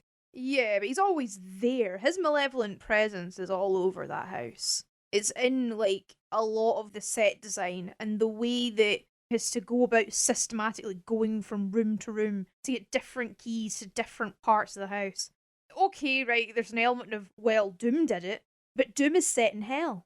There's also a lot of key collecting in stupid places in Doom's hell. Quinky dink? I think not. Also to be said, like, the love of the music from this game, it's so good to see that can add to the horror of the experience. I think it's mostly instrumentation. The motif is very iconic, and it's incredible how versatile it is. But those double basses and organs and stuff, I definitely agree. That carries a lot of weight to it. Cad of Duty writes in with, it felt incredible. As a kid, it was scary as hell. The part where the power goes out freaked me out so much. That game is so full of life and wonder. Such surreal aesthetic in toony characters, short game with incredible gameplay, and killer music. Absolutely, yeah. The next story goes into the bit about the power going out, so I'll leave that for then. But again, it's just this perfect example of just how lively the world felt, which is ironic when you think that it is full of ghosts. Yeah, it's full of dead things. Having said that, are they really dead, or did King Boo just will them into being? I mean, is it really ever said how he turns all the portraits into ghosts? No. Makes it all the more mysterious as to why King Boo would commit such atrocities. that probably violate the Mario Geneva Convention. Mm-hmm. But that's my thoughts and feelings. I think I've said enough about that. And finally, Depressy Penny 27 says, I always preferred the original game's style over the lighter, more jovial tone of the second game. I'd always wanted to play the first, even if I loved Dark Moon. Then came along the 2018 3DS remaster. Yeah, someone else wrote about this before, but just realised I didn't make this clear. Yeah, they did do a remaster of this game on the 3DS. Yeah, I saw when I was doing research. Yeah, I didn't really explain that in my aftermath, but that was another chance to bring the game to a new generation. Yeah, which is a good shout, actually. I mean, not everyone can access a GameCube, but lots of people would have had a 3DS. Especially after the Wii U, where they dropped the backwards compatibility to the GameCube. Which was a mistake, to be honest, but I'm sure lots of people have said that already. Yeah, there's many things about the Wii U that are a mistake. The whole Wii U is a mistake, as far as I've heard. Depressing Penny writes on with, I really enjoyed it more than any game I've ever played, especially the Blackout section. I think a lot of people gas up the Blackout, but it's for a good reason. For little kids, this is terrifying. But for me, it was an opportunity just to go around the house, finding endless waves of ghosts that were much harder than what you face in the rest of the game generally, really testing your ability. It does up the stakes quite a bit. Like, you think that you're safe in this mansion when you're halfway through getting rid of all the portrait ghosts, and then bam, power out, haha, the boos are out to get you. Switch off the power, blow a fuse for shits and giggles. The atmosphere and the feeling of wandering those dark hallways is completely unmatched in any other game made, even its sequels. The house feels so lived in, and the furniture and dustings made it feel like it was from a completely different time period, unchallenged by the passing of time. Luigi being so colourful completely contrasts the dark and gloomy environment, and it truly makes for a fantastic experience. The gameplay itself is simplistic, but always so fun. The tug of war with the ghosts is the most fun I've ever had in a video game. The first time I ever pulled in 3 ghosts with one suction gave me the greatest feeling of satisfaction I think I've ever felt. Yeah, especially if you've kind of had a bit of trouble like me trying to get used to the controls, and catching one ghost is hard enough. Yeah, I can get behind that. It's interesting that a few different people have had different feelings on the Blackout section. Yeah, it's one of those things that really resonated with gamers. I know we kind of glossed over it in our story playthrough, but because when you go through the Blackout section, all the areas that were safe were no longer safe for you anymore. Yeah, that did fuck me up a little bit, not gonna lie. And it is just warring through the house to get from the roof all the way to the basement with a stop off on the first floor. It is a great final set piece that comes very late in the game. I understand how it resonates with a lot of gamers. Yeah, that would be something that would rest in your memory, especially if you've played it as a kid. That would scare you. I don't think we have stated properly, it's dripping with horror atmosphere. It's not anything terrifying like Resident Evil. There is more happening. You're more likely to have something jump out at you in this game than you will have in Resident Evil. Mm-hmm. That was just technical limitations of the different consoles. 100%, yeah. It's not to say that one's better than the other. Having a game where any moment something's going to jump out at you, and something is going to jump out at you moment, versus Resident Evil where something could happen.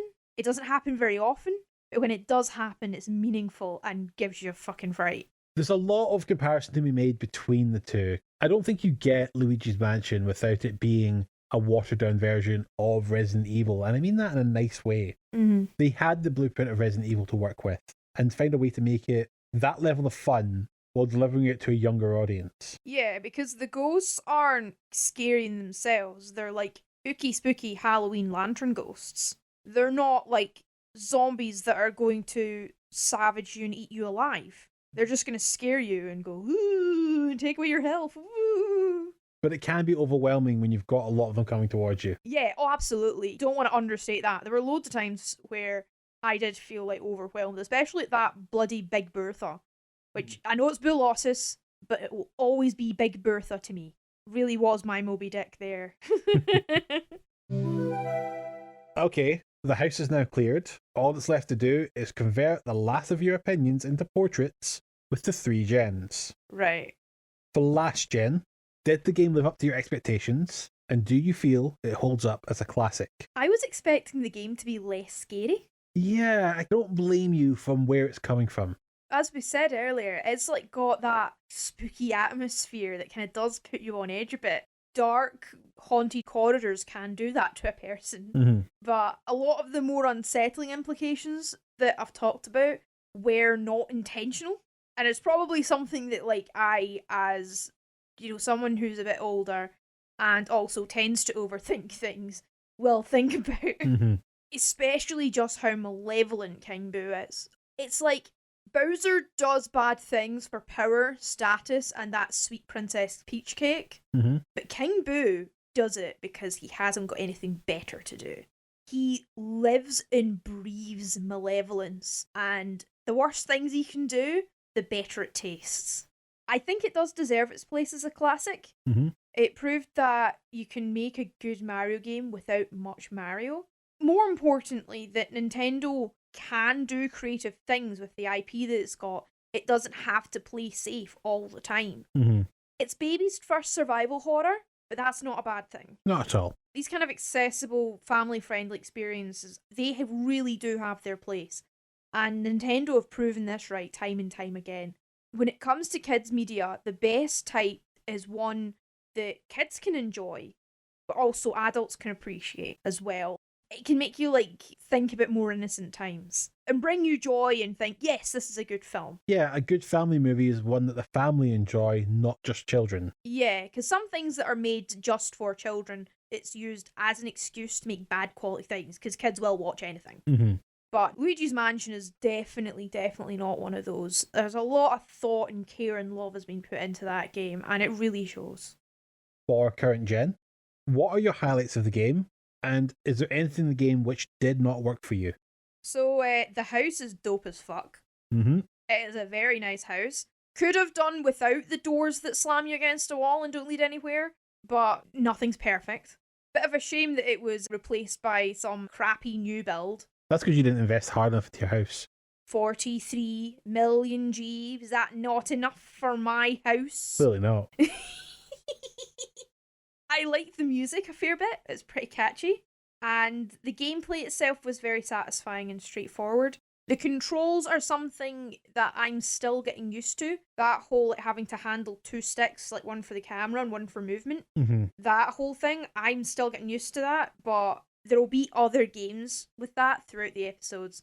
I'm sure I'll get it eventually. Yeah, as we move more into games from this generation, even the generation that comes after this, you will get your thumbs for two-stick controls. Yes. I mean, you can handle it in Pokemon, so it's not like it's completely alien to you. Yeah, that's true. It just felt like, because Luigi was facing very rigidly a certain way, and I also to control the Hoover, it wasn't just moving the character around in the camera, there was also moving the Hoover around. Very true. We are comparing an RPG to what is essentially a shooter. We are going to get those games, you're going to get your thumbs for that more. When it comes around to doing Halo, we're going to be doing that one on a console. Yeah, because that was an Xbox exclusive, right? Yes, it's came out for PC since, but even then, it's a game that tried to make shooters more accessible on consoles, and I think it should be played that way. Yeah. And finally, for next gen, would you recommend this game to a newcomer? And are you interested in playing other games in the franchise? I'd absolutely recommend this to a newcomer. I could see us playing this with our niece, Mm-hmm. or when we have kids, showing this game to them when they're maybe 8 or 9 or something. It's a very easy game to introduce your kid to horror. Yeah.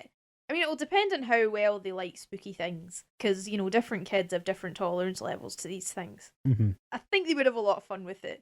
As much as I had my gripes with the controls, I could get by, even with how poorly I moved Luigi. I might have a go at the most recent Luigi's Mansion game, but I'm not burning to try it. I've got lots of other games in my list that I'm wanting to try a lot more.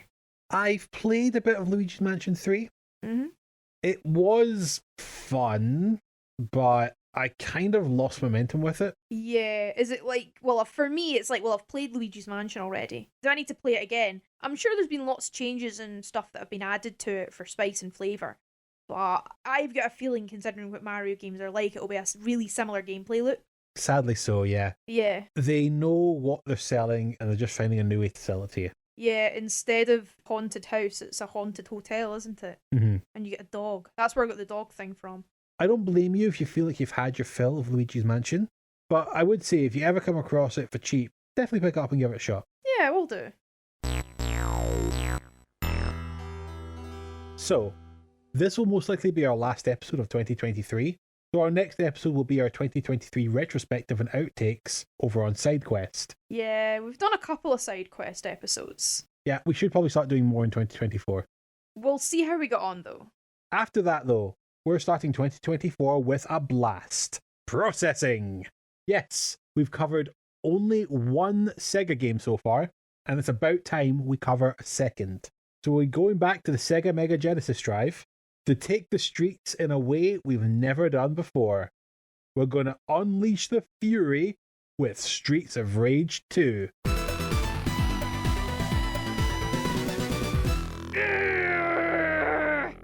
We would love to feature your thoughts and your experiences on the game. Go and send your rage mail to starterquest@gmail.com or send your tweets to starterquest via DMs or just tag us. On Reddit at u/starterquest or even through our Facebook page under StarterQuest. Yeah. The write-ins this time around have been really, really good, as you've heard, so whatever you've got to say about the games that we cover, we really, really appreciate every word. I would also add that with us getting into 2024, we are starting to pick our games for the next year of the podcast. If you've got a game you think Jen needs to experience to understand the wonderful world of video games, feel free to shoot me a message with your suggestions. In a previous episode, I hummed and hawed about covering a particular game. This person actually reached out and gave me a good reason to cover it, and it's actually going to be the episode we cover after Streets of Rage 2. So I'm very open to suggestions here. I don't just want this podcast to cover my own personal favourite games here, so I'm very open to suggestions. Feel free to get in touch via email, our social medias, or even just in the comment section of your podcast player of your choice. I'll have a look and see what you think. All I have left to say is thank you very much for listening. Please take your time to leave us reviews on your podcast platform of choice, be it Apple Podcasts, Spotify, or even now on YouTube as an audio-only podcast. Yeah, finally on YouTube at last. So I have a writer's website, jenhugheswriter.com. My current publications, including my debut chapbook, Keep On Spinning, are all available to access through there. I have a Facebook, Jen Hughes Writing, and Instagram, Jen Hughes Writing. I would like to thank Ben Briggs for his Professor Egad's Lab remix that we've used in this episode's theme song. He's an awesome remixer who's done remixes for games like Killer Instinct, Sonic, Mario, Chrono Trigger, and Donkey Kong. So the Donkey Kong ones are usually while remixing other games. I've heard a few of his Animal Crossing remixes, they're pretty good too. Go check him out on YouTube and Spotify as Ben Briggs, on social media as B Briggs Music, or as part of his band Tiny Waves. Or you can buy his music directly at benjaminbriggs.bandcamp.com. Until next time, when we get into some bare-knuckle fun, there'll be a goodbye from me, Alessandro. And a goodbye from me, Jen. Quest completed. Thank you so much for playing our podcast.